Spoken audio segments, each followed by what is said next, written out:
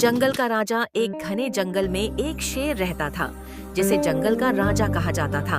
उसके साथ उसका वफादार कुत्ता हमेशा रहता जो उसकी रक्षा करता था। एक दिन शेर और कुत्ता जय जंगली झील के पास आराम कर रहे थे। तभी एक पतली दुबली बिल्ली वहां आई। वह डरी हुई लग रही थी, लेकिन उसकी आंखों में चालाकी साफ झलक रही थी। बिल्ली बोली, राजा साहब, क्या मैं भी आपके साथ रह सकती हूँ? शेर ने कुत्ते की ओर देखा। कुत्ते ने कहा, अगर ये हमारी दोस्ती में बाधा नहीं डालेगी तो क्यों नहीं। शेर, कुत्ता और बिल्ली अब साथ रहते थे। वे मिलकर शिकार करते, खाते और जंगल में घूमते।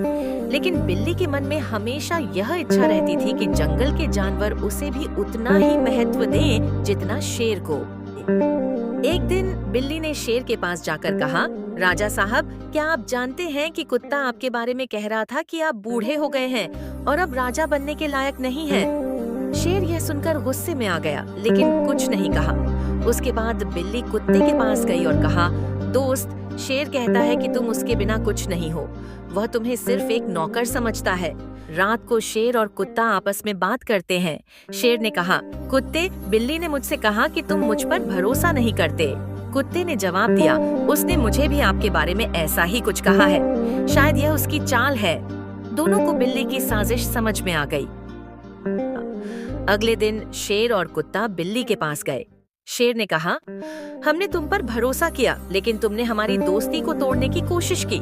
अब इस जंगल में तुम्हारे लिए कोई जगह नहीं है। बिल्ली डरकर जंगल छोड़कर भाग गई। धार शेर और कुत्ता फिर से अपनी चट्टान पर बैठे। सूरज ढल रहा था। शेर बोला, सच्ची दोस्ती पर कोई साजिश भारी नहीं पड़ सकती। कुत्ते ने जवाब दिया, हम हमेशा साथ रहेंगे महाराज।